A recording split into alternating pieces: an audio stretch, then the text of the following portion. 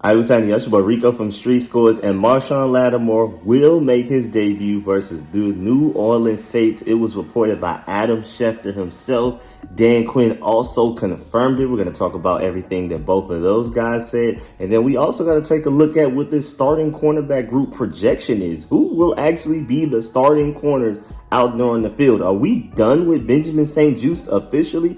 We're going to talk about all that and more, but before we do, make sure you stiff arm that like button, stiff arm the subscription button, and stiff arm the bell next to that subscription button so you get a notification each and every time I release an informative and opinionated video just like this one. Make sure you stay tuned to all the content. Appreciate y'all supporting me. Even though I'm not home, I'm still coming with these videos. I don't know how the dog is at the bottom left, but I appreciate y'all for pulling up and supporting nonetheless. Of course, it's a bye week, but when we return from the bye week, of course, I will be live streaming this upcoming game against the Saints. We're going to have Marshon Lattimore making his debut and everything. We gotta do that. So make sure y'all pull up for that. And without further ado, let's go ahead and dive into this video instead of wasting even more of y'all time. Let's get it. Adam.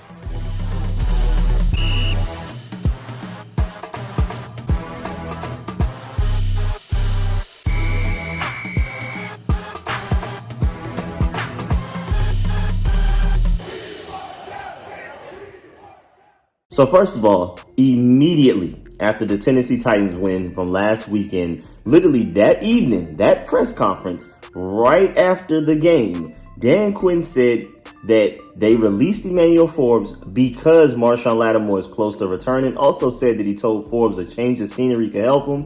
First of all, when I first heard that, let's just go ahead and debunk the fact that Lattimore Forbes had anything to do with Marshon Lattimore, cutting him, anything. They have any relation towards each other, because Lattimore Forbes hasn't played in a game since the Steelers game, I believe. And I think even in that game, it was only like 5 snaps or something like that. So it's not like, oh, Lattimore Forbes has been playing. We need to make space for Marshon Lattimore. We got to find some snaps for him to take when he finally makes his debut. So we're looking at Lattimore Forbes to get rid of some of his snaps. You got to cut him to make room. No, Lattimore Forbes wasn't playing anyway. So I don't even know how that correlates. I don't know why Dan Quinn even wanted to say that. And I appreciate some of the words that he said about Lattimore Forbes. He said that he met with Lattimore Forbes and told him that sometimes a change of scenery can be good for a player. Quote, "We want to wish him the best on his football journey, wherever it goes from here," unquote. And that's a great thing from Dan Quinn. You know, he's a real people's person, real players coach and things like that. So I'm not surprised. I mean, he still says what's up, checks up on people that aren't even on his team right now. He checks up on players on other teams that he's had relationships with, has been their head coach or the defensive coordinator and things like that, even going back to his days with the Seahawks, the Falcons, the Cowboys, everything. So I'm not surprised that he approached this way and made sure he gave Lattimore Forbes as many encouraging words as possible. Basically told him, hey, it may not even be you. Maybe it's us. Maybe you just change the scenery, you go to a different team, and maybe something just clicks. And then maybe that's the right system for you, the right role for you. So we cut you. That way you have the choice of where you could potentially end up landing and things like that. And of course, he's going to wish him well over there in Los Angeles with the Rams right now. We'll see how that goes with him, with Sean McVay and things like that. Sean McVay seemed very happy to get him, seemed very happy to way happier to get him than we were to keep him. But either way, I still don't exactly see how cutting Lattimore Forbes had anything to do with the fact that Marshon Lattimore was returning. Again, this guy, Lattimore Forbes, hasn't played a single snap since the Steelers game. And even then, it was 5 snaps. The last time he's played 20 plus snaps in a game, I think it was the Panthers game. I think literally you got to go all the way far back to find a game that he played double-digit snaps in. So I don't really see the correlation there, but it is what it is. The main thing that we take away from this is that Marshon Lattimore will make his debut against his former team, the New Orleans Saints, the revenge game. I can't wait for it. You know, the NFL script writers are drooling at how much this could pop for them. Even some non-Commanders or Saints fans possibly pulling up to see, Marshon Lattimore making his debut for the Commanders versus his former team. You know what I'm saying? There's a little something to that. There's a little bit extra spice place in that game. There's some higher stakes there. So I'm pretty sure that's going to be a heavily tuned into game. Hopefully, it's not one of those games that's blocked out of my area. I'm gonna be watching and streaming that game from Atlanta, and I have the YouTube subscription for the whole NFL Sunday ticket and things like that. I hate when games are blocked out for me because I'm not even near these teams. New Orleans is 6-7 hours that way. DC's 8 hours the other way. So it better not be blocked out for me because I can't stand when they do that. But I do think it's going to be the type of game that a lot of people tune into. Again, even if you aren't Saints or Commanders fans, I'm just hoping it's not to the point that they block it out in my area, please. But either way, let's get back to the main topic before I go on that whole rant. Adam Schefter even went on to the Pat McAfee show unprompted, unasked. Like, he wasn't even necessarily asked about Marshon Lattimore specifically, but he said, quote, "When they get back from their bye after this week, it sounds like Marshon Lattimore is going to make his Commanders debut in the first game back for Washington." Again, this was fairly unprompted. Shouts out to Dean Jones of Rico's Rag, and he wrote an article saying NFL Insider confirms reassuring reality of Marshon Lattimore's pending return. Again, we just talked about how Dan Quinn said that he will make his debut immediately after the Titans game, and I feel like that should have been enough for us to just know that, yeah, Marshon Lattimore is going to play. And plus, he was close to playing against the Titans. They just felt like we didn't necessarily need him against the Titans, and it wasn't worth rushing him back. That's why he was doubtful versus all of the other previous weeks since we traded for him leading up to the trade deadline weeks ago. Before even the Steelers game, he's been straight out. And this was the first week that he finally practiced leading up to the Titans game and everything like that. So, like I said, I feel like if like the Titans game were like a Super Bowl and like we just needed to win that game, maybe Marshon Lattimore could have played, but it just wasn't worth it. You saw how badly we beat the Titans. We didn't even need him. So it was like, yeah, you might as well just go ahead and get another 2 weeks of rest with the bye week coming right afterwards. But again, going back to Rico's Rag, Dean Jones, he said Lattimore wasn't needed in week 13 as the Commanders blew away the Titans. That won't be the case if Washington wants to make some noise in the postseason. This is why the Commanders made a bombshell move for Lattimore. His ability to lock down one side of the field and relish the challenge of going up against the league's best is a major asset to call upon. I completely agree. Nobody else is capable of this on the entire Washington roster. I mean, Mike Sanford's getting better and better, but he's not what Marshon Lattimore, what I believe he still is, and it definitely once was. So the benefits will be substantial if he gets a clear run of luck on the health front. They also said Marshon Lattimore set for Commanders debut in familiar surroundings. Adam Schefter of ESPN stated that Emmanuel Forbes' release highlights the Commanders' confidence that Lattimore will be ready upon their return, and it just so happens that this is going to be against the Saints at Caesars Superdome. And again, I don't get how, but the fact that Marshon Lattimore is finally going to make his debut, that has anything to do with being able to cut Emmanuel Forbes. This guy wasn't playing even before Marshon Lattimore was due to make his debut. So, I mean, this guy hasn't even played in the game since before we traded for Marshon Lattimore. So I still don't exactly get it, but it is what it is. Either way, Adam Schefter said, quote, "When they get back from their bye, it sounds like Marshon Lattimore is going to make his Commanders debut in the first game back for Washington. You saw they released Emmanuel Forbes, their first round draft pick. We need to stop discussing this like it's a first round draft pick. It was, but it's not like it's not like that big of a move. Ooh, they cut their first round draft pick. But I think part of the reason they released him is they knew they had Lattimore coming back after the bye. I mean, maybe there was a piece of it, but it couldn't have been the main thing. But continuing with the quote, and it looks like he is tracking to play his first game for the Commanders. This will be a little jolt in the arm for Washington coming off of his bye, getting its Pro Bowl cornerback, he was technically never there. What better way than to bring back Marshon Lattimore for his game as a Commander in New Orleans against the Saints, the team that traded him away. And I agree, man. I think, again, this is a nice storyline. I feel like a lot of people are going to tune in that aren't fans of either team just because of that storyline alone. But continuing with Dean Jones of Rico's Rag, he said he'll hopefully be close to 100%. I think he's pretty close to it, probably as close as you can get. I mean, this hamstring has been lingering. You got to remember, this guy missed the game for the Saints against the Panthers right before we traded for him. He missed the game against the Panthers, hamstring injury. We traded for him a few days later, and then he hasn't played since, basically.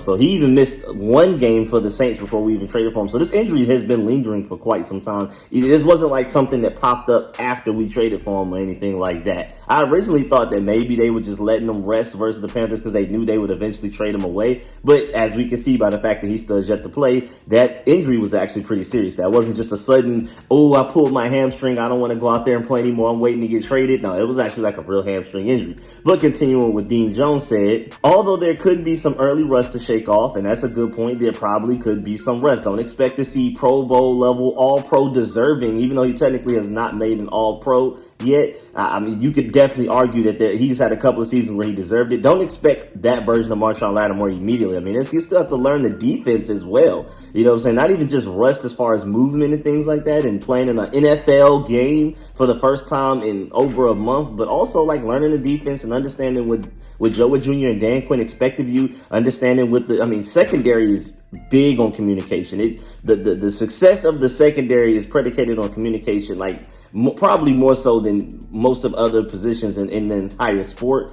So there's also like elements of like knowing what Jeremy Chin and Quan Martin expect of him, what he should expect of them, things like that. When we're doing zone coverage, who takes this part, and then you pass them off to this guy like that. There's certain chemistry things, nuanced things that are gonna definitely take time. He can be as elite of a corner as he wants, but it's going to take time for him to fully engage and understand exactly what he should expect of everybody else and what everybody is expecting of him. But either way, continuing, given how long he's been away from the gridiron, but all signs point to this being a plus for Washington's improving defense at the best possible time. I completely agree. I mean, first of all, literally, Marshon Lattimore on one leg probably wouldn't have allowed that game-winning touchdown against the Pittsburgh Steelers that Benjamin St-Juste did. So I feel like Marshon Lattimore immediately makes us at least one win better just off of that alone. And I'm assuming he'll help a lot, even just moving forward with the rest of our schedule.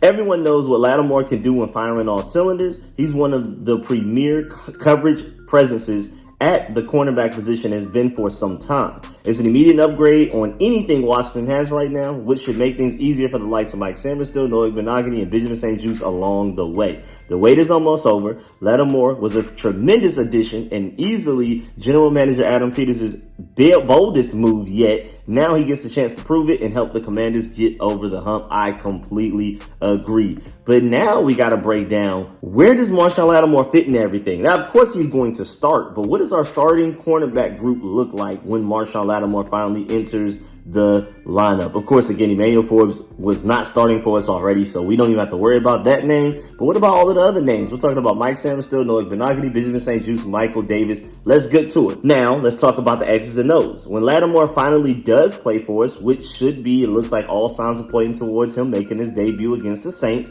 which we talked about for the first half of this video.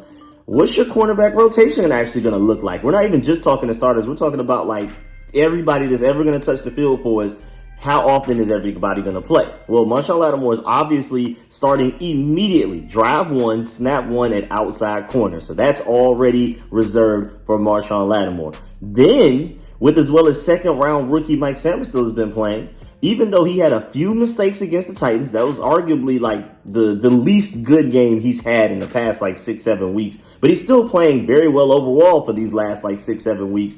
He's easily been our best corner leading up to this Marshon Lattimore debut. Easily. It's not even close, especially in that Eagles game by far. I mean, remember that Eagles game? Even just Pro Football Focus grades, again, I don't necessarily agree with them about everything, but he had a 90 coverage grade. Second place was Bobby Wagner with a 71.5 coverage grade. Then you have Benjamin St-Juste third with a 69.6. Do you see the chasm, the valley in between Mike Sainristil's coverage ability against the Eagles versus everybody else? And he was out there locking up A.J. Brown and Devonta Smith and, of course, Jahan Dotson as well. He was our only reliable corner that game. Michael Davis was fourth with a 66.4, and then you just had everybody else way, way, way below that, starting to get into the 50s, and even Percy Butler was all the way at the bottom with a 45. Half of the grade that Mike Sainristil earned, again, with a 90. Like, this guy has been balling. He's developed at a way faster pace than I expected. Because, corner, just to veer off a little bit from the topic that's at hand right now, we're going to get back to the, like, who's going to start where and things like that, the rotation. But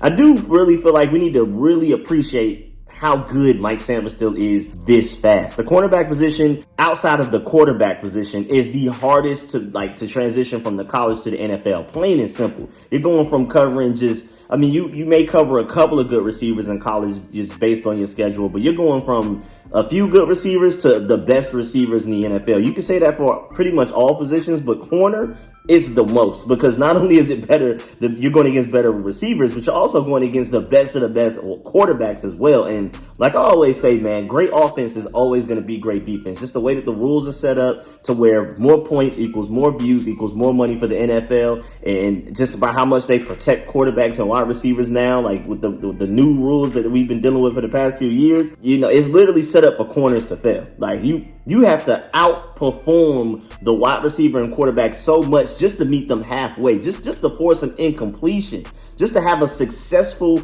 play, you have to outperform them mightily. Great offense is always going to beat great defense. A good quarterback, a good wide receiver is going to beat a good corner more times than not. And just the fact that Mike Sanford still transitioning from the college level to the NFL level, already looking that good, more specifically against the way that he locked down A.J. Brown and Devonta Smith against the Eagles, insane. Corners and quarterbacks typically take until like their sophomore season to even start to show signs of greatness, let alone as good as Mike Sanford still is already. So I felt like he deserved his flowers while we were talking about him. But now moving on, even in just that Eagles game, along with all of his other good or great games that he's had the last few weeks, just to let you know, he was an outside corner. So that's now both of the starting outside corner spots already taken. That's already reserved. Marshon Lattimore, Mike Sanford still, those are your two outside corners. Even though we drafted Mike Sanford still to be a slot corner, like that was the goal. And maybe even going into this next offseason, whether they sign like a DJ Reed in free agency who really wanted to join us. I mean, y'all remember like when leading up to the trade deadline, he tweeted like, ooh, some eye emojis like, I may end up actually getting out of here. Like he clearly wanted to leave the Jets. It wasn't even 4 p.m. the end of the trade deadline. Immediately as soon as we traded for Marshon Lattimore, he tweeted some sad crying emoji, basically like the ones where your eyes are watering. It wasn't even 4 p.m. So you can't even make the argument like, oh, I'm sad because I didn't get traded. No, it was like 1:40 p.m., 2:40 p.m., well before the trade deadline actually finished, that he tweeted the sad emoji, which showed you that he wanted to be the one that got traded to the Commanders rather than Marshon Lattimore. He will be a free agent in this upcoming 2025 free agency in March. So maybe since we don't have to trade for him, he can just leave for free. We just pay him whatever money he wants, but we don't have to give up any draft capital to get him. Then maybe we can go ahead and get DJ Reed on the outside, or maybe they in the draft they find in the starting outside corner. But my point is, maybe they ultimately want to move Mike Sanford still back to the slot. Now I'm just super duper afraid to fix things that aren't broken. Like right now, Mike Sanford still on the outside looks great. The way that he played against A.J. Brown and Devonta Smith, I saw that, and that just made me think permanent outside corner in my personal lives. But they could ultimately, the reason they drafted him was to be a slot corner. Maybe they ultimately want to move him back to slot corner, and maybe they want to get another outside corner. Who knows? But as of right now, 2024 wise, Mike Sanford still is one of your two starting outside corners along with Marshon Lattimore. That is on lock. So what about the starting slot position for the remainder of the 2024 season? We're not talking about the future yet. We're just talking about the 2024 season. Well, first of all, Benjamin St. Juste is just not a slot corner, period. Like, that's just first and foremost. And then secondly, and most importantly, Noah Benogany has been playing better in the slot than you think. I mean, I don't know if y'all have paid attention, but listen to these stats, man. Noah Benogany right now out of the NFL is 9th in man coverage rate. He's 16th in man coverage success, 6th in yards per route allowed, and 5th in yards per target allowed. Now, granted, he does get pass interferences. I think he had like 2 of them against the Cowboys. So maybe that helps as to how he hasn't allowed a lot of yards. He will maybe just when in doubt, hey, I'm going to hold him. I'm going to pass interference this guy. I'm not going to allow him to get these yards on me. But either way,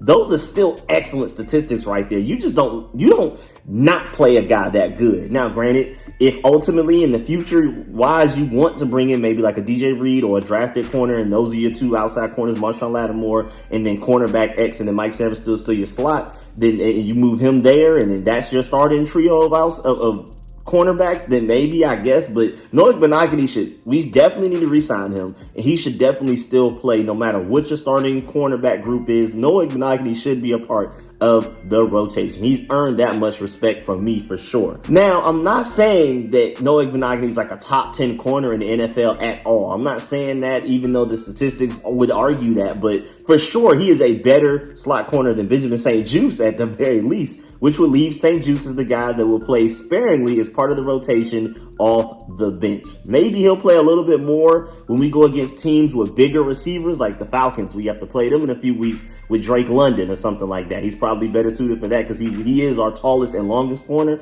He just doesn't have any agility. So any quick receiver that can make cuts and double moves and things like that, that's what kills him. Even though I say that, and then I got to remember that Mike Williams after several leg injuries. He's tall. He was never that agile anyway. And then on top of that, the several season-ending leg injuries that he suffered. I mean, he has no agility, and he still found a way to beat Benjamin St-Juste for a game-saving touchdown to win the game for the Steelers. So, I mean, I say that. In theory, on paper, Benjamin St-Juste should be able to cover the bigger receivers, but we saw against Mike Evans week 1 that he couldn't get his head turned around. And then we saw against the Steelers that even a very slow, tall Mike Williams can still find a way to beat him. Maybe he just shouldn't cover guys with the first name Mike. I don't know. But either way, typically you throw Benjamin St-Juste onto a tall corner. But even then, I'm not sure if he'll play much. I'm pretty sure he'll touch the field. But outside of a big, tall wide receiver, like a 6'3", 6'4" and up guy,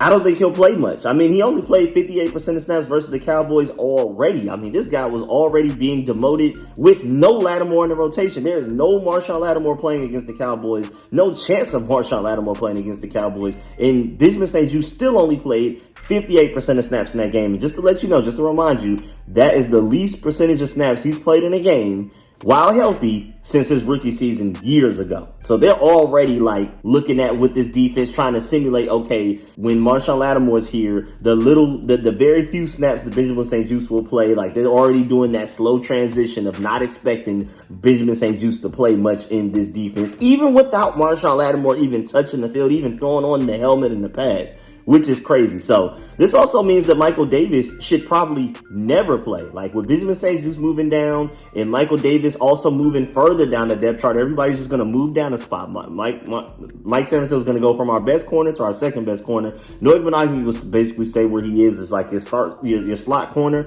And then Benjamin St-Juste is going to go from one of your starting outside corners to now sparingly coming into the game as your fourth corner. Basically, it's part of a rotation off the bench. Just when somebody else is tired, they just need the rest. That's literally it. And then Michael Davis should pretty much never see the field again, basically. So everybody's just going down a spot on the depth chart. So we are going to definitely see less of St-Juste and probably none of Michael Davis moving forward. And this will also help our run game out as well as far as Marshon Lattimore goes, especially adding them into the lineup, because now, since Lattimore can take away an entire player or an entire half of the field with his coverage ability, Quan Martin can start to lean and kind of cheat towards the other side of the field with Sam Steele and Noah Benaghi on so to kind of help them over the top. And then that would also allow Jeremy Chinn to start to play more in the box, which is what he's way better at. I mean, I like him covering tight ends around the box area, but the Titans showed us loud and clear that Chinn versus tight ends or receivers down the field is not good for the Commanders. I mean, that boy Okonkwo was giving him the blues that entire game, forcing pass interference penalties.